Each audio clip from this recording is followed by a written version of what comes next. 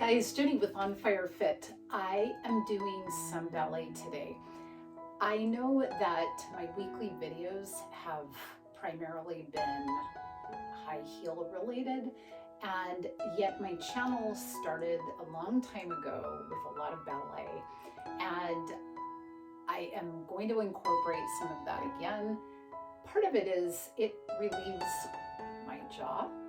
It gives me rest for the jaw, and it also is something that I absolutely love. And I really think that when you want to improve your health, if you can find an activity that you enjoy, it is that much easier to stay healthy and get strong.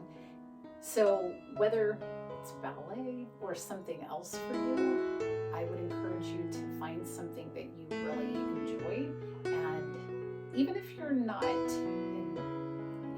more than an amateur, or you've never even tried it before, or you feel like you're not fully confident in it, I think that it's still really worthwhile to pursue.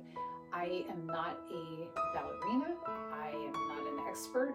I grew up doing it, but we all have room for improvement, but I still love to do it and will continue to. So I hope that you will enjoy and join me if you're interested. It's going to be a lot of legs today, so if you're interested in getting stronger, I hope you'll join me.